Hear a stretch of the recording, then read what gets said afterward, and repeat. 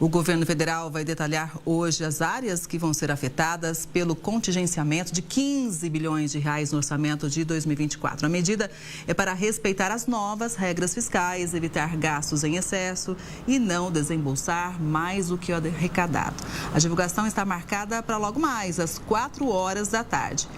O congelamento está dividido em duas partes. Bloqueio de 11 bilhões e 200 milhões de reais e contingenciamento de 3 bilhões e 800 milhões de reais. Para repercutir esse assunto, a gente faz conexão com a economista e também professora de MBAs da FGV, a Carla Bene. Boa tarde, professora. Seja sempre muito bem-vinda ao Conexão Record News. Quando a gente fala desse assunto, muita gente se preocupa, né? Em que área pode deixar de receber verba, pelo menos por um tempo, hein? Oi, Kelly, boa tarde a todos. Realmente, essa é o ponto de preocupação. O relatório vai sair hoje às 4 da tarde com as contas específicas ou basicamente as pastas, os ministérios que você vai ter ou esse bloqueio ou contingenciamento. Então, o bloqueio, ele funciona da seguinte maneira. Como as despesas não podem ultrapassar 2,5%, quando essas despesas vão chegando próximas, você vai lá e faz um bloqueio daquilo que estava programado.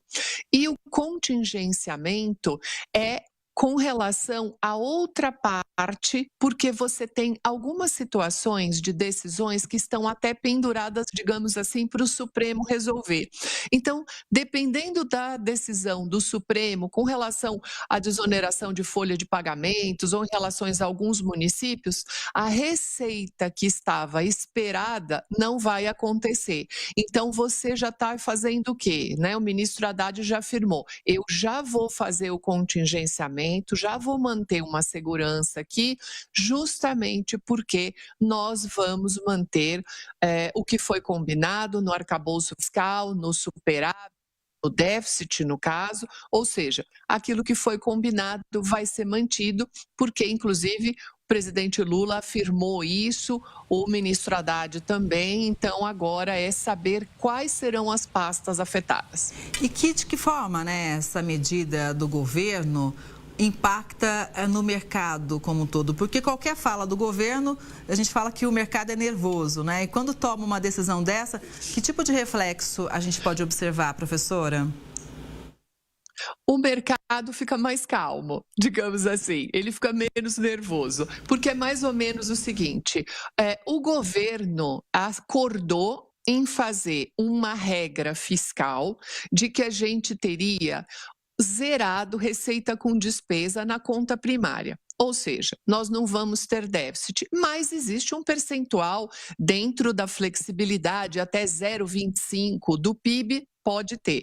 Então, qual que é a ideia? Quando algo sinaliza que vai ficar fora disso, aí o mercado fica nervoso, mais ou menos assim. A gente combinou e você não vai cumprir. Aí, quando o Lula e o Haddad vieram a público e disseram, o arcabouço fiscal é uma regra, a gente vai cumprir, mesmo que isso custe algumas pastas, alguns cortes e alguns planejamentos que não vão ser executados, é isso que a gente vai fazer. Aí o mercado fica mais calmo, digamos assim. Então, é uma regra muito rígida, o próprio governo, há um questionamento, até do porquê que ele colocou esse piano nas costas dele, é bem rígida essa regra, mas, já que foi combinada, o mercado financeiro agora fica olhando e cada vez que tem uma fala ou algo que sai fora da regra, Kelly, o mercado financeiro aproveita e especula, como nós tivemos recentemente com o câmbio. Pois é, e só para a gente fechar, professora, quais áreas são determinadas para esse congelamento? Que tipo de critério normalmente os governos adotam? Aquilo que não for muito essencial, digamos assim, como projetos estratégicos ou questões essenciais. Então, a gente não tem ideia do que vai ser selecionado para isso, Mas espera-se que, obviamente, por exemplo, os orçamentos destinados para uma farmácia popular, você não mexa com eles, entendeu?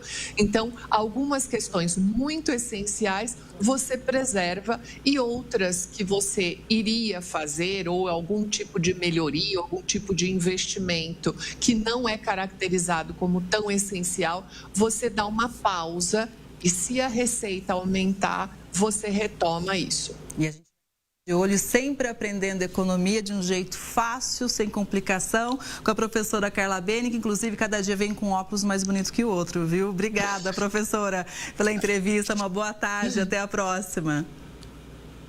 Boa tarde a todos, Kelly. Obrigada, até a próxima. Até.